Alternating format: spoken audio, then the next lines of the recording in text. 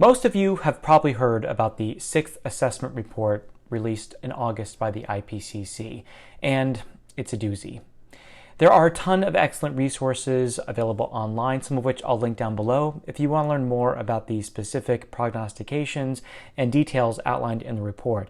And I'll discuss some top-line points here, but I will focus more on what the IPCC actually is, what it's tasked to do, and how it forms its recommendations, and why we should all take notice when these reports come out. So let's learn more about why the AR6 is such a big deal.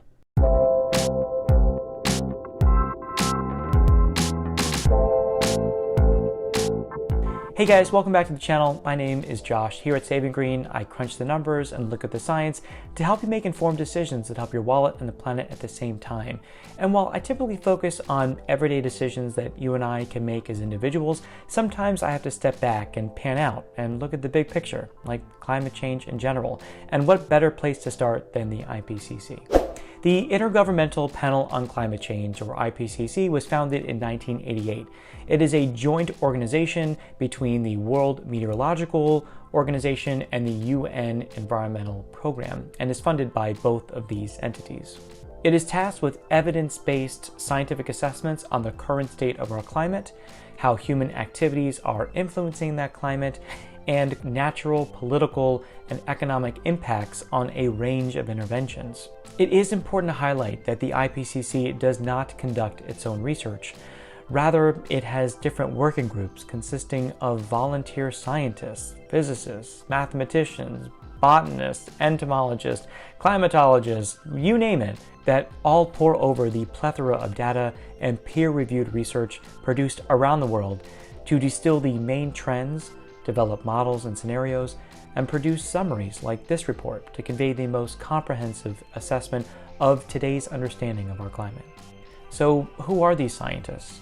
Well, for this report, a press release from 2018 disclosed that 721 from over 2,800 expert candidates were selected to draft and review this particular report. Their selection criteria can be found here. Basically, they're thoroughly vetted based on age, experience, location, gender, prior research, conflicts of interest, and peer references. Basically, the goal is to create a very balanced panel of experts with a range of influences and perspectives from every relevant discipline. Now, Working Group 1 is responsible for this report on the basic science. Working Group 2 assesses the, quote, vulnerability of socioeconomic and natural systems to climate change, negative and positive.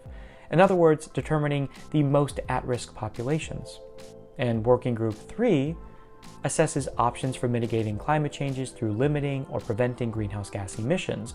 In other words, proposing possible solutions to limit those adverse effects affecting those most at-risk populations that Group 1 and 2 talked about. Now, their reports are expected sometime in 2022. There's also a task force, which is almost like the Inspector General of the IPCC, to standardize the data to make sure that greenhouse gases are reported in a standard way, so that all the data can be incorporated accurately. Now, all these groups work together to inform society transparently, truthfully, and apolitically. Outlines of each working group's mission are available online, and this outline from 2017 shows the timeline, methods, and general structure of the report, which ultimately was submitted in the midst of a global pandemic on time in April 2021. Here we can see the summary of steps, including scope, drafting, authorship, review, revisions, and approval, and which parties are involved. Now, this is the first report of the sixth assessment cycle, hence AR6. Each cycle is generally 7 or 8 years long and is concluded with a capstone report or series of reports, summarizing the various working group findings. Each of these assessment cycles has been critical in developing intergovernmental agreements like the Kyoto Protocol or the Paris Agreements that followed each of these respective cycles. There have also been a few mini reports on specific topics, like these classics, carbon dioxide capture and storage, or safeguarding the ozone layer and the global climate system, and everyone's favorite, climate change and land. When AR4 was published back in 2007, when I finished my undergraduate degree in environmental science and public policy, I thought things looked pretty bleak then. Now, I read AR4 to children when they can't sleep at night. It's so optimistic by comparison. Fun fact, 2007 was also the year the IPCC won the Nobel Peace Prize with Al Gore. But this latest report, officially titled AR6 Climate Change 2021, The Physical Science Basis, has gotten a lot of press lately, partly due to inflammatory rhetoric like Code Red for Humanity and more doom and gloom from both climate change activists and skeptics alike.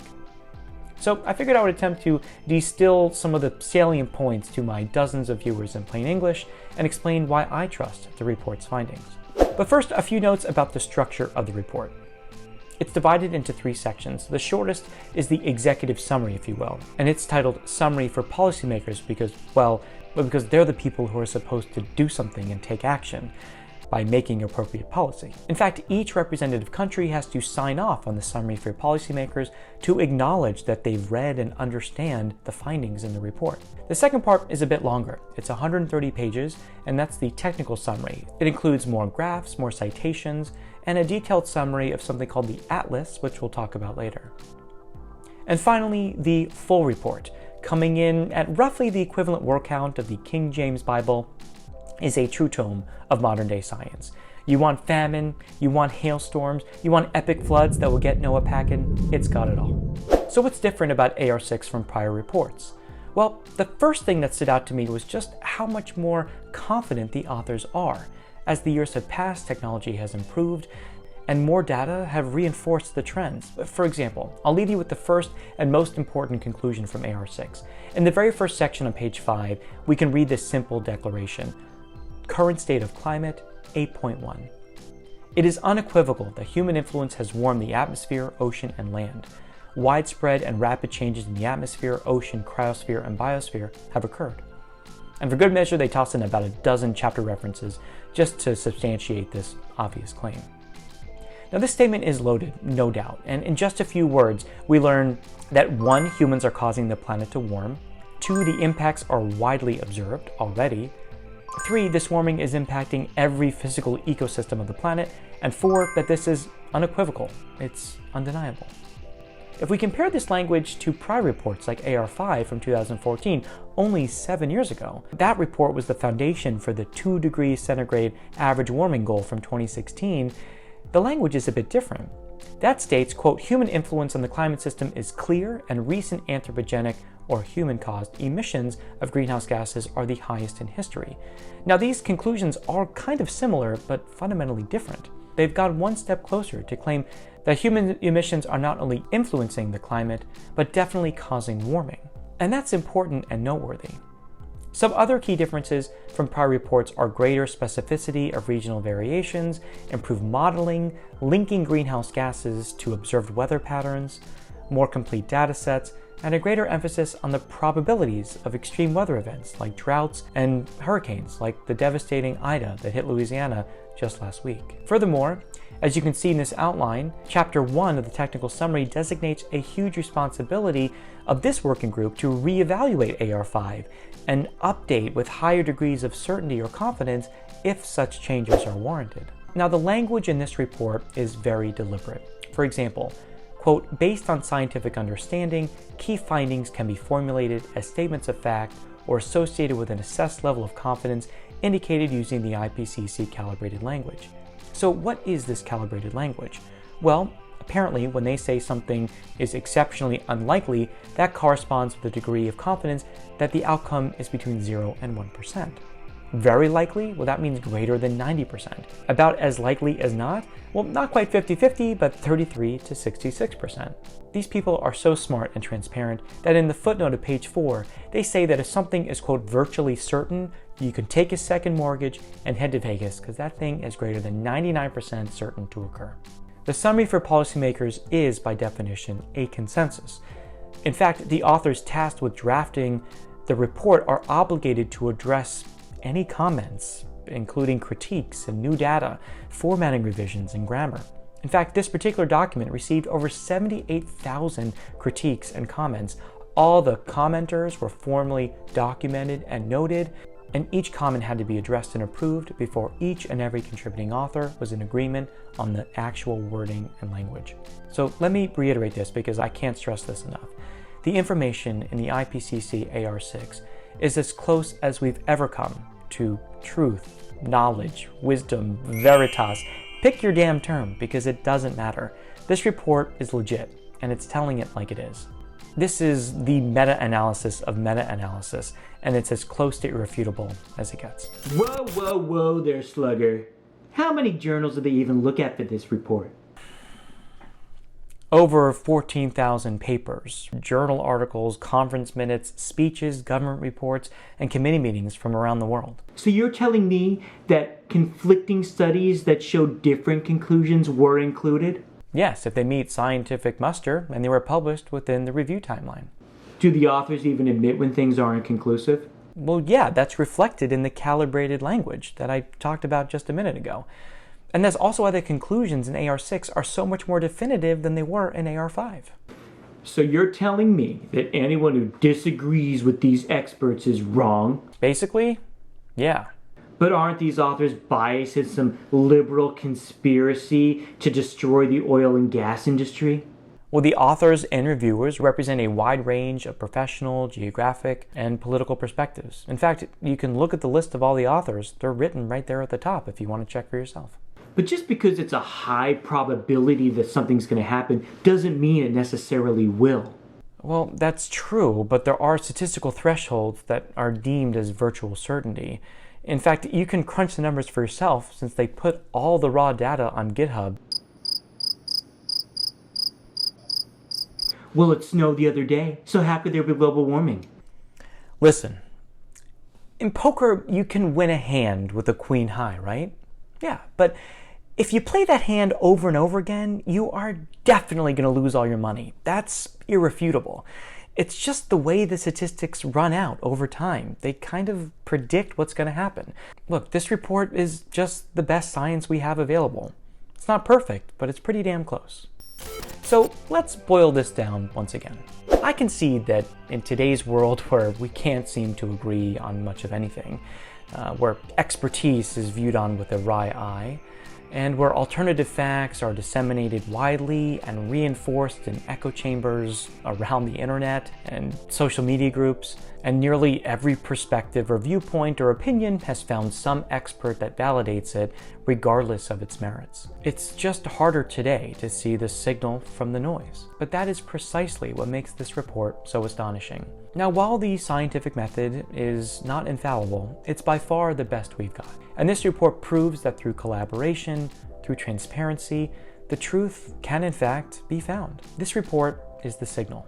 It's the consensus. The facts within should be accepted as such. If there's any hope to stay within the 1.5 or 2 degrees centigrade of expected warming if we're going to avoid the most catastrophic scenarios outlined in this report. Now, these are not opinions. They're not prescriptions even, but rather a declaration of what the best science tells us to date. The time to be skeptical has passed. Now is the time to act. The good news is that the people that matter, every country with representatives in the UN or WMO, that's 195 by the way, you can see the list here, they've already signed on the dotted line and accepted these findings as truth. This is what they're working with. Now, some people are still arguing their conspiracy theories or contrarian opinions on the interwebs or at dinner tables across the country. But in the rooms where this really matters, the debate is over. The science is clear. What's not clear is if and how we're going to change course and do something about it. And this report makes some stark predictions about what to expect if we stay on our current trajectory. This is why this is the Intergovernmental Panel on Climate Change. The goal is to help policymakers, regardless of politics, to just let the facts speak for themselves, so that they can make informed decisions on behalf of their constituents. Governments are the agents of action. The scientists and writers of this report are just the messengers. So I encourage everyone to read the report, explore the IPCC website, and learn for yourself about their methodologies, and ultimately advocate for appropriate action on behalf of your local communities to mitigate emissions and plan and adapt for an already changing climate. You can even explore the interactive atlas, which breaks down a range of key metrics among 35 different models used in this report to explore how sea levels, extreme weather events, precipitation, and heat waves may impact your particular corner of the Earth. I'll link down to that and other helpful resources below. Now, while many changes in this report are irreversible, They're baked in based on prior greenhouse gas emissions to date. There is still hope that we can flatten this curve somewhat to avoid some real catastrophic scenarios. I also encourage everyone to think about individual changes you can make to make your little footprint that much smaller. A lot of them I talk about on this channel. Now, I'm sure you have some strong opinions on this, so please sound off in the comments below. I'm happy to discuss and engage with anyone who's willing. So thanks for watching. I'll see you in the next video where we dive into the report a little bit deeper. Have a good one. I'll talk to you soon. Bye.